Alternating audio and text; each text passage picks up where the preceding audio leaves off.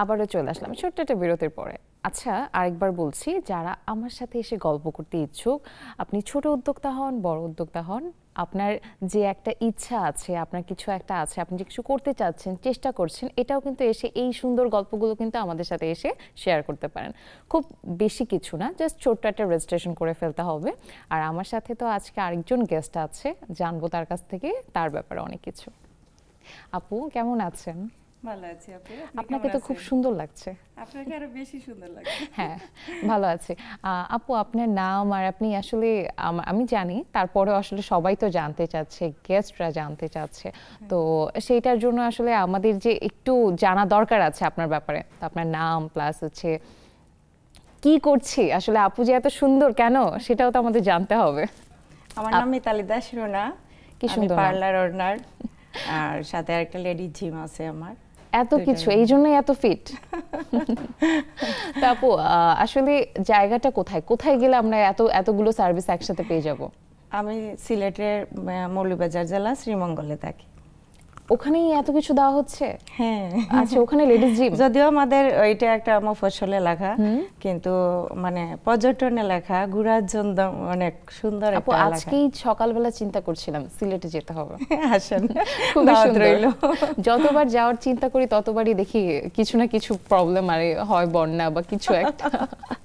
তো আপু, শুরু কবে থেকে হঠাৎ এরকম চিন্তা? দেখা যাচ্ছে সিলেটে যারা থাকছে, যারা কিছু করতে যাচ্ছে, যে নারী উদ্যোক্তারা, তারা কিন্তু চিন্তা করছে যে আমরা ঢাকায় যে কিছু করব, আমরা অনলাইনে কিছু করব, ড্রেস নিয়ে কাজ করব বা জুয়েলারি নিয়ে কাজ করব। তো কেন এরকম চিন্তা আসলো যে আমি এরকম একটা সার্ভিস দিতে পারি? ছোটবেলা থেকে কি সাজুগুজু? আসলে যেহেতু মফস্বলের মেয়ে, শ্রীমঙ্গলেই আমার বাড়ি, আমার বাবার বাড়ি শ্বশুর বাড়ি দুইটাই শ্রীমঙ্গলে।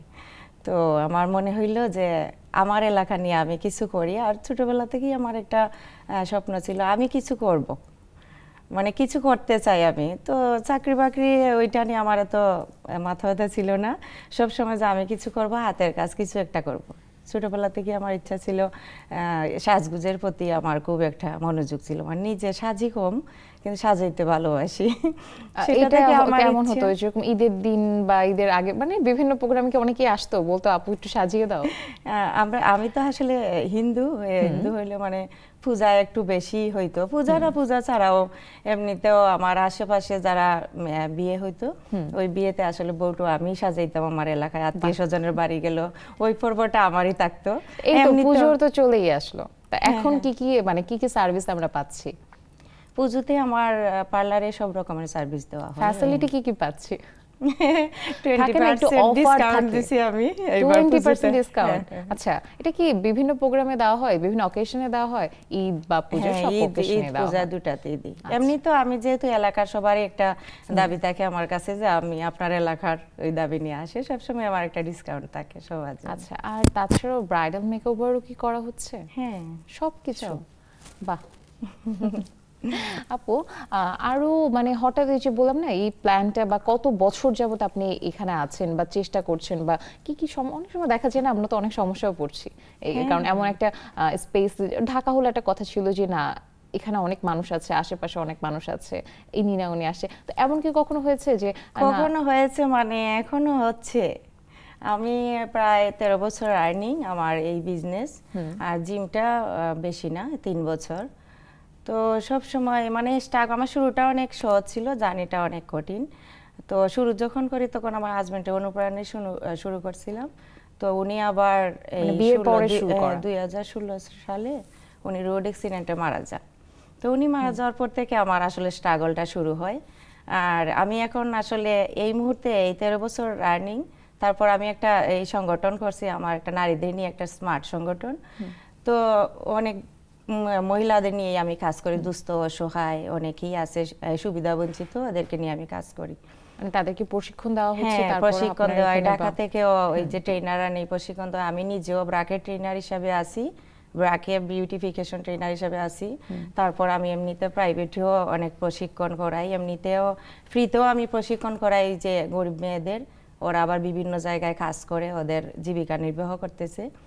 তো আসলে এখন তো আসলে দেশের পরিস্থিতিও ভালো না, এই পর্যায়ে আসে মানে আমি মানে টিকা থাকা দায় এইরকম কষ্ট হয়ে যাচ্ছে। হ্যাঁ হ্যাঁ হ্যাঁ, কারণ এখানে তো বিজনেস ভালোই চলছে, কিন্তু এই যে পরিবেশ পরিস্থিতির কারণে এটা আসলে অনেক ঠিক বাধা। বিভিন্ন আসলে মেয়ে সমস্যা। মানুষ বিজনেস করা তো বুঝেন, এর মধ্যে মফস্বল। হ্যাঁ, আর তাছাড়াও আপনি একজন সিঙ্গেল মাদার হয়ে যে সবকিছু একসাথে করতে পারছেন, এটাই তো আসলে অনেক বড় একটা আমার ব্যাপার। একটা ছেলে ক্লাস 9-এ পড়ে, আসছে আমার সাথে, স্টুডিওর বাইরে আছে। হ্যাঁ, আপু ভবিষ্যতে প্ল্যান কি, মানে এই পার্লারটা কিভাবে আপনি কি করতে চাচ্ছেন, বা ভবিষ্যতে এটা নিয়ে কত দূরে আগাতে চাচ্ছেন আসলে, যদি আমরা জানতে পারতাম। ভবিষ্যতে আসলে আমার অনেক স্বপ্ন, জানি না কতটা আসলে আমার লক্ষ্য পূরণ হবে। চেষ্টা করতে ক্ষতি কি? কিন্তু আমি হাল ছাড়ছি না। আপু এইটাই কিন্তু আসলে অনেক বড় একটা ব্যাপার, প্রত্যেকটা মেয়ের মধ্যে এই শক্তিটাই থাকা দরকার যে আমি হাল ছাড়বো না, কিছু একটা করতেই হবে, চেষ্টা করে যাই। আমার যে প্রতিষ্ঠানে যে মেয়েগুলো আছে, আমার স্টাফরাও কিন্তু অনেক ভালো, হয়তো আমার সেটের সামনে এখন বসে আছে, দেখতেছে। ওরা আসলে নিজের মতো করে আমার প্রতিষ্ঠান দেখে, বা আমারও সব সময় দিদি কি খাবেন কি করবেন সব সময় খেয়াল রাখে, বা আমার কাজগুলাও অনেক ভালোভাবে করে, ওরা খুবই ভালো। আচ্ছা আপু, স্পেশাল কিছু আছে যেটা হচ্ছে অন্য কোথাও আমরা খুব একটা পাচ্ছি না, বা সিলেটে হয়তো বা খুব একটা এটা অ্যাভেলেবেল নেই, বাট আপনার এই ধরনের ফেশিয়াল বা এই ধরনের ট্রিটমেন্টগুলো আপনি দিচ্ছেন? স্পেশাল বলতে আসলে কিছু ওই যে মেশিনের যে ফেশিয়ালগুলো আমরা করি, হাইড্রো মেশিনারি, ফেশিয়াল, হাইড্রো আবার ছোট ছোট মেশিনগুলো দিয়ে মানে ভেঙে ভেঙে যেগুলা করে ছোট ছোট কাজগুলো, ওইগুলো আমি করি। ওইগুলা স্পেশালি আসলে সব জায়গায় নাই। আচ্ছা, এটা হচ্ছে আমার তো স্কিনের উপরেও ট্রেনিং করা, তো স্কিন দেখেই আমি সব সময় এই ফেশিয়াল গুলা নিই। আচ্ছা, তাহলে সিলেটে যখন যাব ঘুরতে, তখন যখন কালো হয়ে যাব তখন আপুর কাছে চলে যাব, জন্য ফ্রি সান ট্যান পড়েছে। আচ্ছা আপু, আর থাকে না অনেক সময় দেখা যাচ্ছে তো অনেক, আমি যতটুকু জানি পার্লারের এই ব্যবসাতে অনেক সময় দেখা যায় মেয়েদেরকে নিয়ে সমস্যা ফেস করতে হয়, যে আমাদের এখানে যারা কাজ করছে একটা অন্য জায়গা থেকে একটা ভালো অফার পাচ্ছে, তারা চলে যাচ্ছে, তো এমন একটা সময় চলে যাচ্ছে যে টাইমটাতে হয়তো বা আমার তাকে দরকার ছিল, যেরকম ঈদ বা কোনো ফেস্টিভ্যাল, এই ধরনের অকেশনগুলোতে তো দরকার বেশি হয়।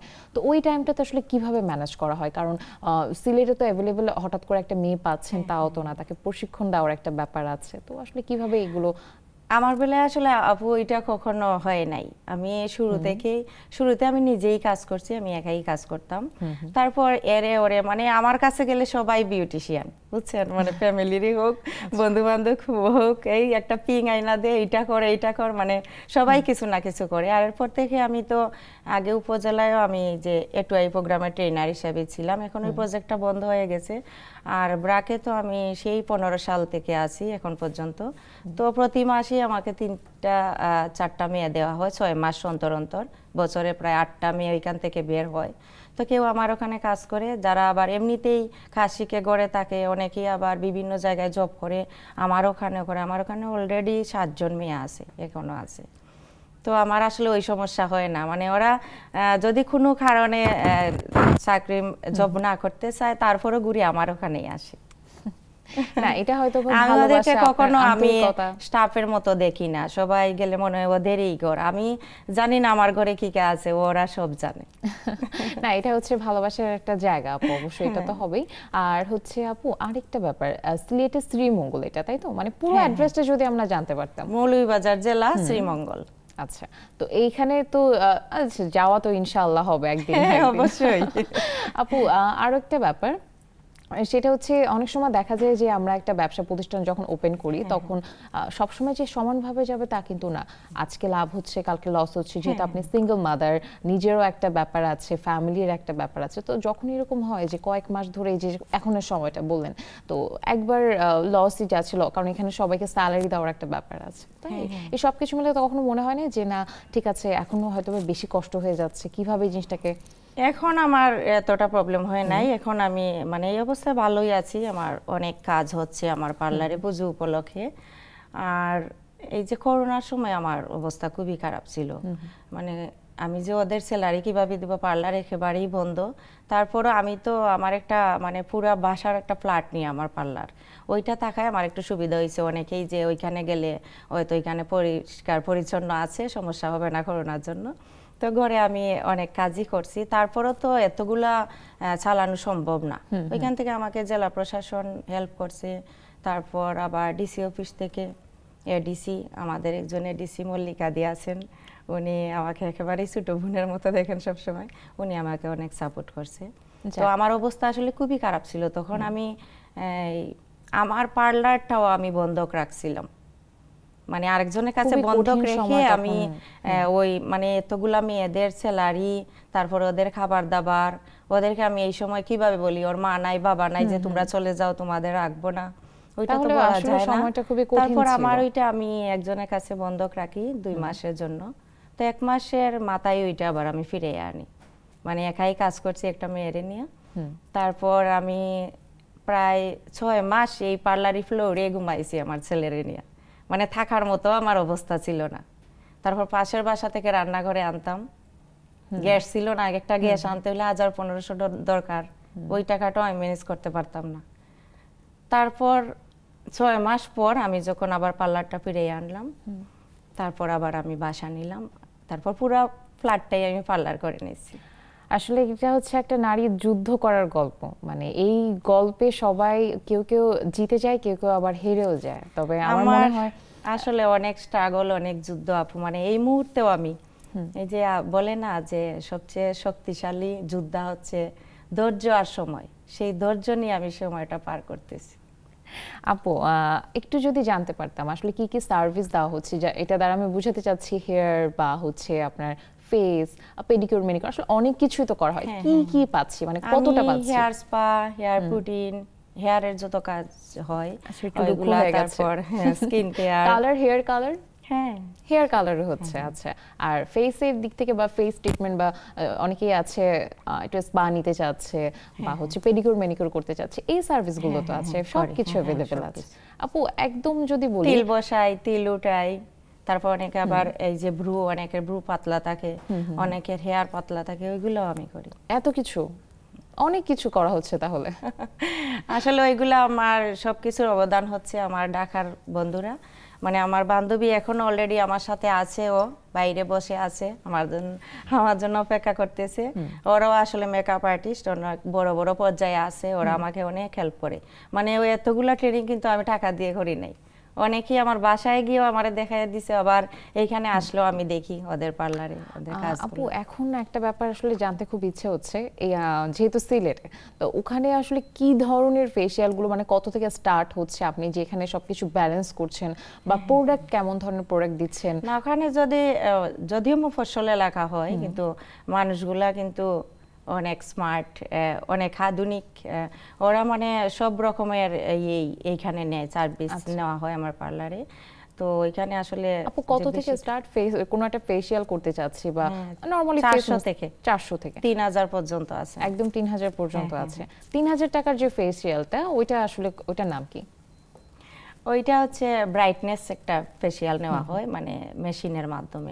ওইটাকে একদম ডিপ ক্লিন থেকে স্টার্ট করে হচ্ছে সবকিছু ওটাতে স্কিন বুঝে করা হয়, স্কিন বুঝে করা হয়। অনেকের আবার মানে একটা প্রোডাক্ট দিয়ে হয় না, কয়েকটা প্রোডাক্ট মিক্স করে এখানে করতে হয়। আচ্ছা, অনেকেরই তো থাকে অ্যাকনি প্রোন ফেস থাকছে, অনেকের হচ্ছে খুবই মনে হচ্ছে যে তার স্কিনে অনেক স্পট আছে, মেস্তার প্রবলেমটা আছে। তো এই যে অনেকেই কিন্তু আসবো, এসে কিন্তু আমি ধরেন আপুর কাছে এসে বললাম যে আপু আমার তো অনেক মেস্তার প্রবলেম আছে, তো এটা কিভাবে সমাধান করা যায়, এই সমাধানগুলো কি দেওয়া হয়? হ্যাঁ, ওইটা আসলে মেস্তার আসলে সমাধান হয় না, ওইটা একমাত্র এই যে লেজার ট্রিটমেন্ট আছে, ওইগুলা করলে কিছুটা হয়। মেস্তা তো আসলে কয়েকটা লেয়ার নেওয়া পড়ে, বিভিন্ন কারণে হয়, হরমোনের কারণে, তো ওইটা আসলে মানে একেবারেই রিমুভ হয় না, তবে হালকা হয়। আচ্ছা, আর চেষ্টা করি আমরা আমাদের জায়গা থেকে, আসলে পার্লারের একদিনের সার্ভিস নিয়ে তো সবকিছু সমাধান করা আসলে সম্ভব না, এটাই হচ্ছে ব্যাপার। আপু থ্যাংক ইউ সো মাচ, আপনার সাথে যে এতক্ষণ কথা বললাম, অনেক কিছু তো নতুন ভাবে জানাই হলো, সাথে খুবই ভালো লাগলো। আমার অনেক ভালো লাগছে। অবশ্যই আমাদের প্রোগ্রামটা যে আপনার যে ভালো লেগেছে, এটা আমাদের জন্য একটা প্রাপ্তি। আপনি আসবেন শ্রীমঙ্গলে? অবশ্যই আসবো, আমার তো শ্রীমঙ্গলে যাওয়ার খুবই ইচ্ছা। থ্যাংক ইউ আপু। এবার চলে আসলাম দর্শকদের কাছে, অনেক কিছু জানতে পারলাম, তাই তো? আসলে জানতে কার না ভালো লাগে, প্রত্যেক দিন যেন আমরা কিছু না কিছু জানতে পারি, প্রত্যেকটা নারী মনে হয় একটা শক্তি, তাই তো? এটাই হচ্ছে আমাদের জীবন, যে নারীরা সবসময় ফাইট করবে, করে ভালো কিছু একটা করবে। চলে আসবে ছোট্ট একটা বিরতির পরে আরেকজন গেস্ট নিয়ে, সেই পর্যন্ত সাথে থাকবেন।